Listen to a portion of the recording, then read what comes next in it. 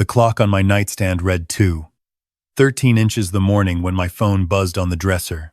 At 65 years old, you learn to sleep lightly. Your joints ache when the temperature drops. Your mind fills with things left unsaid, and sounds that once wouldn't have woken you now pull you back from sleep like a hand on your collar. I'd been lying half awake anyway, the way I often did on nights when the rain came down hard and the house felt too large and too quiet all at once. I reached for the phone without my glasses, squinted at the screen. The message was from my daughter's number. I sat up so fast my head swam. 5 years, 2 months, and 11 days since Claire died. I had kept her number in my contacts because deleting it felt like losing her a second time, and every few months I would scroll past it by accident and feel the air leave my lungs. I had never once expected to see a message come from it. Dad, I know this is strange. Please don't be afraid. I'm standing outside on your porch. I've been out here for almost an hour, and I didn't know how else to reach you. I found this number in a box of her things. My name is Clara. I think I'm your granddaughter. I read it 3 times. Then I heard the knock. Soft, uncertain. Like whoever was doing it wasn't sure they had the right to. I put on my robe and walked down the hallway with my heart somewhere in my throat. Every logical part of my brain was listing reasons to be cautious. It was the middle of the night. I was alone. I didn't know this person. But underneath all of that was something I hadn't felt in 5 years. Something that pulled me toward that door, the same way a compass needle finds north without being asked. I unlocked the deadbolt and pulled the door open. She was standing under the porch light in the rain, 18 or 19 years old at most, with dark hair plastered flat against her face and her arms wrapped around herself against the cold. She was wearing a gray hoodie soaked through to the skin, a backpack hanging from one shoulder. She looked exhausted in the way that goes deeper than one bad night, the exhaustion of someone who has been carrying something heavy for a very long time. But it was her eyes that stopped me. Claire's eyes. The exact shape, the exact color, that particular shade of dark brown that caught the light in a way I had never seen in anyone else. My daughter's eyes looking back at me from a face I had never seen before. "I'm sorry," she said, and her voice was shaking from the cold or from nerves. I couldn't tell. I didn't know where else to go. I've been sitting in my car down the street for 2 hours trying to decide if I should knock. I know this is crazy. I know you don't know me, but I didn't have anyone else. I stepped back and opened the door wider. "Come inside," I said. "Please, before we go any further, I want to ask you something. Where are you right now as you're listening to this? And what time is it where you are? I need to know someone else is out there. Because even now, telling this, I feel the weight of those first few minutes more than I can properly explain." I wrapped her in a blanket from the hall closet. I made her sit on the couch closest to the heating vent and went to warm up some soup from the pot I'd made 2 days earlier, the kind of thing you make when you're cooking out of habit rather than hunger. She held the bowl in both hands and let the steam rise around her face before she said another word. Her name was Clara Reyes. She'd been raised in Portland by a couple. A good family by every account she gave. People who loved her and told her early that she was adopted and never made it feel like a wound. She'd turned 18 3 months ago, and when she turned 18, a letter arrived from an attorney's office in Chicago sent on behalf of her biological mother, who had arranged it years before she died. She'd been sending things to the lawyer every year since I was born, Clara said. Birthday letters.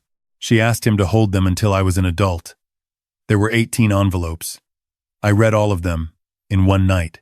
She reached into her backpack and pulled out a manila envelope, worn at the corners. She set it on the coffee table between us, but didn't open it. The last letter was different from the others, she said. The others were just her telling me about herself, who she was, what she hoped for me, normal things.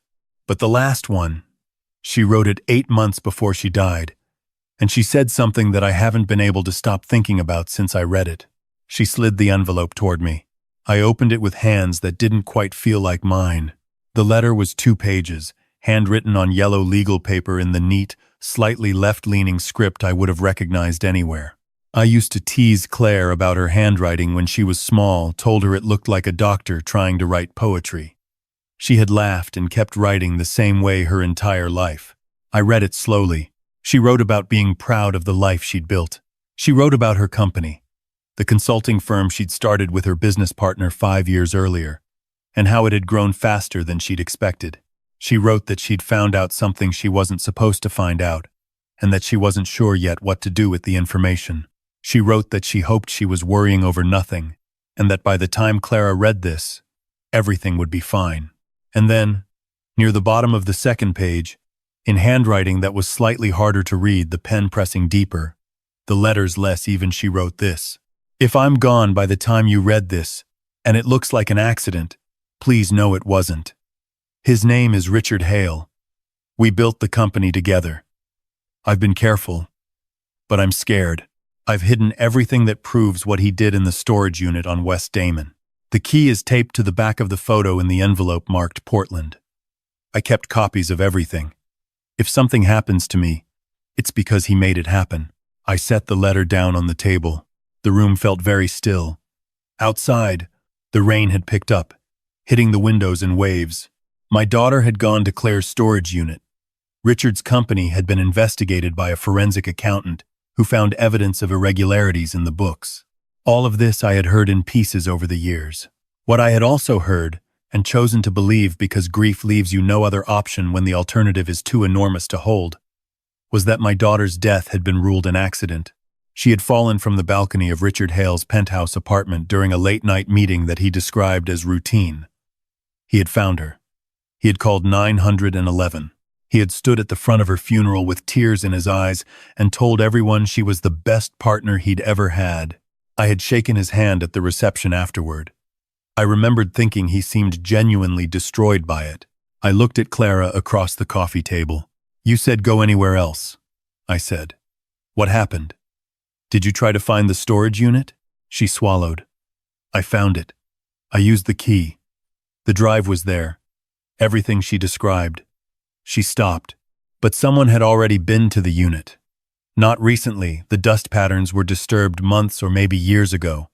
Some of the boxes had been moved. A few were empty that she'd listed in a separate note as containing documents. He knew about the unit. I think so. Or someone did. Whatever was in those boxes is gone. The drive was still there because it was hidden inside the lining of an old jacket at the very back. I don't think whoever went through the unit found it. She reached into her backpack again and set a small black flash drive on the table next to the letter. "I haven't been able to open it," she said. "It's password protected. I've tried everything I could think of, but I was afraid to take it to anyone I didn't know. I didn't know who to trust. And then I found her father's name in one of the birthday letters, and I got in my car and I drove." She'd driven 12 hours from Portland, Oregon to a suburb of Chicago, in the rain, on the strength of a letter from a woman she'd never met, to find a grandfather she didn't know existed. My daughter had given her up at 18 because she was alone and afraid and couldn't give a child what a child needed. She'd spent the next 18 years building a life, building a company, writing letters to a girl she would never see grow up, hoping it was enough. It wasn't nothing. It was everything. "I know this isn't how you expected your Tuesday to go," Clara said, and there was something in her tone, dry, understated, that was so precisely Claire that it pushed the breath right out of me. "No," I said. "It isn't." I looked at the drive. "Let me try something." I went upstairs to my office and brought down my laptop. I plugged in the drive and watched the password prompt appear. I thought about who Claire was, what she kept close, what she would have chosen as something only the right person would guess. I typed the date of the last birthday letter. Incorrect. I tried her firm's founding year, combined with Clara's birth month. Incorrect. Then I thought about what she'd written at the end. "I've been careful." That was Claire. Methodical. Precise. She wouldn't use something random. She'd use something that told the right person they were the right person. I typed my wife's name and the year she died. Margarete 1987. The drive opened. Clara made a sound from across the table. I turned the laptop so we could both see. Claire had organized the contents into dated folders. The earliest went back 6 years. I opened the one marked simply, Hale Evidence, and started reading. What she'd found was methodical and devastating. Richard Hale had been diverting client funds into a series of shell accounts for at least 4 years before her death. The amounts were not small. He'd done it carefully, in increments, through enough layers that a cursory audit would have missed it entirely. But Claire had noticed a pattern in the quarterly reconciliations that didn't add up, and she'd followed the thread until she had the whole picture laid out in her own words across 40 pages of notes and screenshots. She'd also found something else. In a subfolder she'd titled simply "Why," there were photographs. Images pulled from the building's security system. She'd included an explanation of how she'd obtained them through a contact in the property management company who owed her a favor. The timestamp read the night she died. The photos showed Richard Hale on the balcony with my daughter. He was not inside when she fell. He was standing 3 feet from her, close enough to reach out. And in the last image, the last one she'd managed to copy before something happened to the hard drive, she'd noted as her source, her daughter was standing with her back against the railing. Richard Hale was not the man who'd walked back inside to call 911 after finding her. He was the man who'd walked back inside after pushing her. I closed the laptop. Clara was watching me. She had a careful stillness about her. The kind people develop when they've learned that other people's emotions require space to land before anything else can happen. She'd clearly been sitting with this information alone for weeks, and she'd brought it to me because she didn't know what else to do with it. I understood that feeling completely. "We need to think about this carefully," I said. "Before we do anything." "I know." She paused. I looked him up. He runs the whole firm now. He's on 3 non-profit boards. His wife's family has money and connections going back a long time in this city. I know who he is. I'd watched Richard Hale become everything Claire had helped him build in the years after she was gone. I had told myself it was grief making me suspicious when his success in the aftermath of her death felt like something wrong. I had told myself I was just a father who couldn't accept an accident. That doesn't mean we can't touch him. It means we have to be precise. I thought about my daughter writing those letters year after year, sending them through an attorney to a child she'd never see, holding on to the hope that the truth would outlive the people trying to bury it. She'd been counting on someone to find it.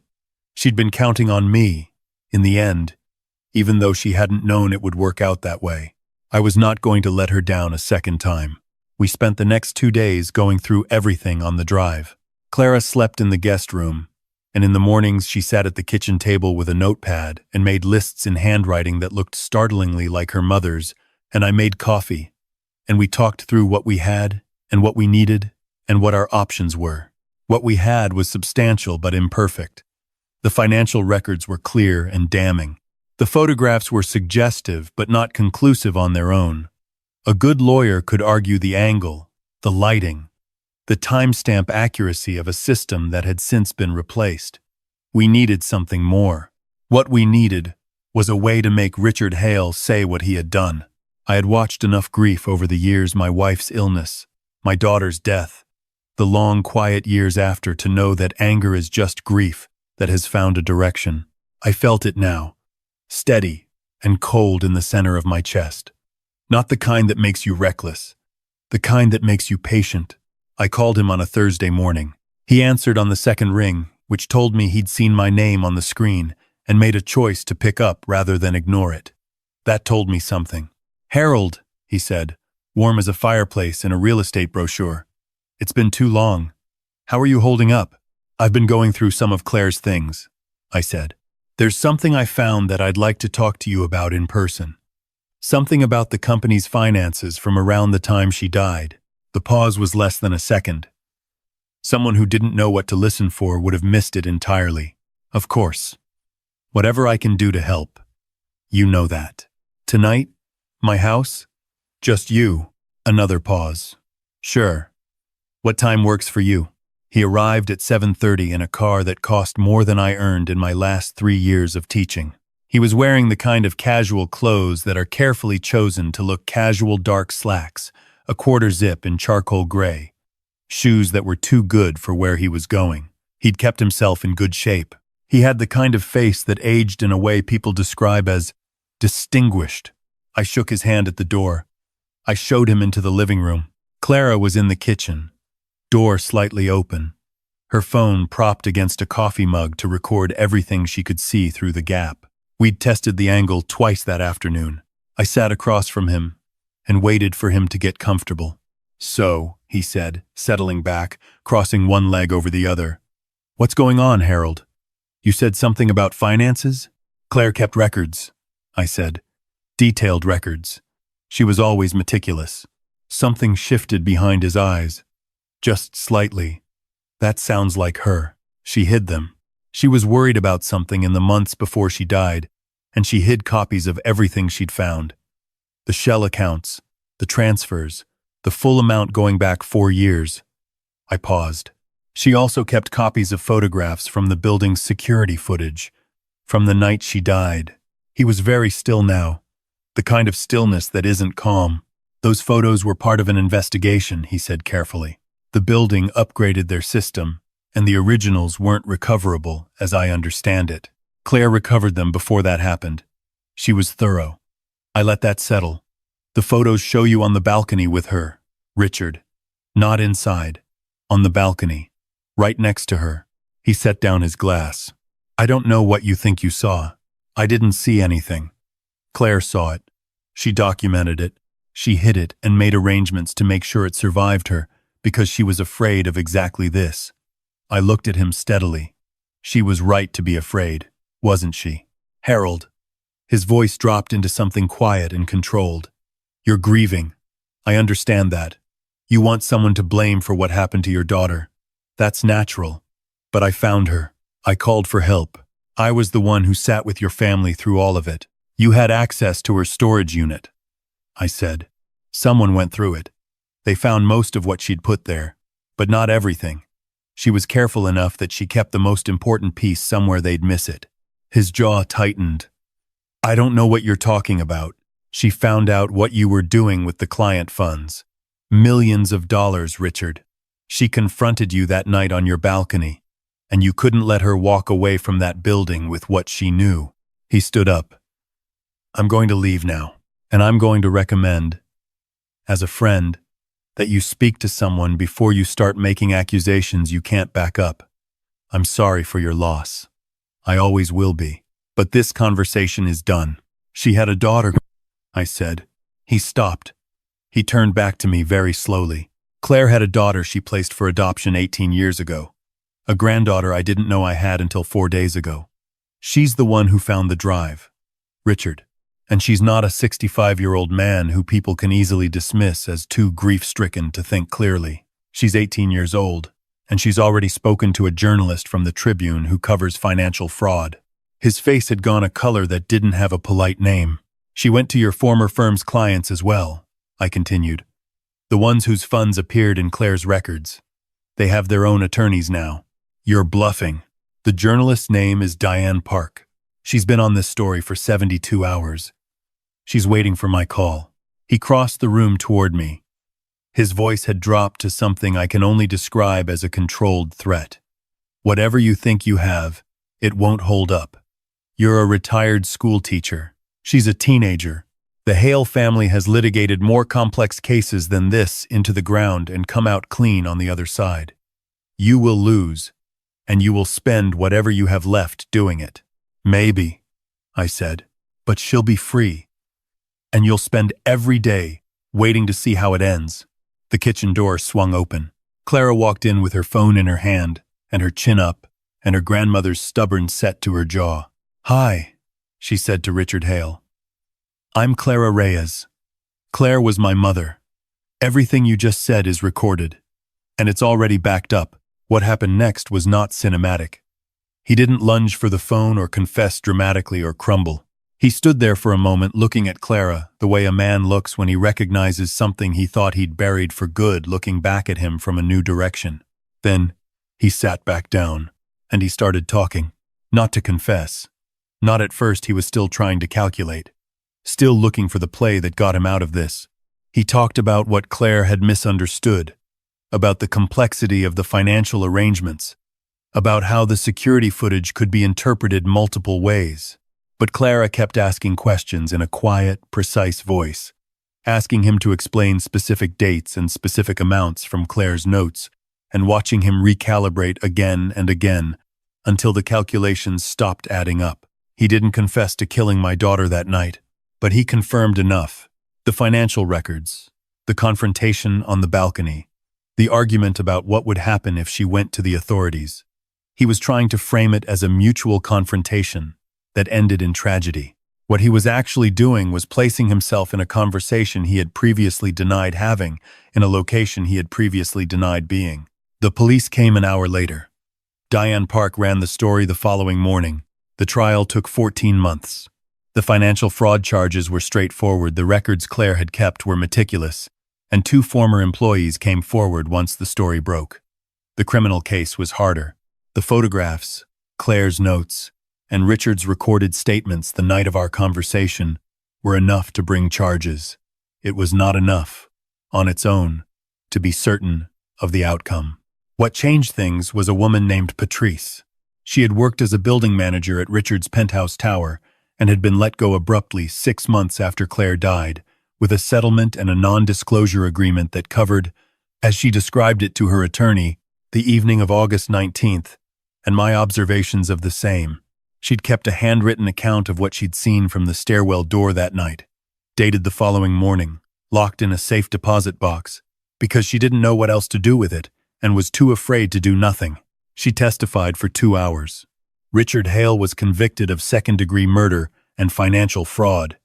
He was sentenced to 22 years. His attorneys are appealing. They may appeal for years. But the verdict stands, and the clients whose funds he stole have been pursuing civil recovery, and the comfortable, careful world he built on my daughter's death is gone. Clara sat beside me in the courtroom when the verdict came in. She was wearing a blazer I didn't recognize and had pulled her hair back in a way that made her look older than she was. When the word came guilty, she didn't cry. She let out a long, quiet breath and closed her eyes for a moment. Then she reached over and put her hand over mine, the way you do with someone you've known long enough to know they need it. She moved into the guest room 3 weeks after the verdict, officially, with her actual things, which arrived in 2 carloads from Portland books mostly, and a truly extraordinary number of houseplants that now occupy every windowsill on the south side of the house, in a way that my wife would have found delightful. She's studying pre-law at the university 20 minutes from here. She calls me from campus when something frustrating happens in her contracts class, which is frequently. She eats everything in the refrigerator and apologizes, and then does it again the following week. On Sunday mornings, we sit on the back porch with coffee, and I tell her things about her mother, not just the ending, but all of it. The girl who used to read with a flashlight under the covers.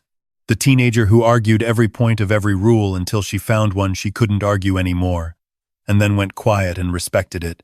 The young woman who was more afraid than anyone knew and more capable than anyone gave her credit for. Clara never got to meet her mother, but she knows her. Piece by piece, story by story, she is learning who Claire was. And when she laughs at something, I tell her the same laugh, the same exact sound. It is painful and it is wonderful, and I have stopped trying to separate those 2 things. There are things I have learned from all of this that I would rather not have learned the way I did, but I've turned them over enough times now to know they're true, and if someone out there needs to hear them, then that's reason enough to say them. When someone you love is gone and the official story doesn't sit right, trust that feeling. I told myself I was just a grieving father looking for someone to blame. I wasn't wrong that grief can distort things, but I was wrong to let that thought silence me for 5 years. Claire had left a trail because she trusted someone would follow it. My own doubt almost meant no one did. Pay attention to what people do in the aftermath of tragedy. Not what they say, what they do. Who benefits? Who is already moving? Who seems to know the shape of things before the rest of you have had time to understand what has happened? I watched Richard Hale organize my daughter's affairs with an efficiency that I called kindness for years. I should have called it something else. A stranger can be family in a moment.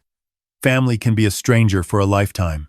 Clara drove 12 hours in the rain to knock on the door of a man she'd never met, because her mother's letter told her that he was someone who would know what to do with the truth.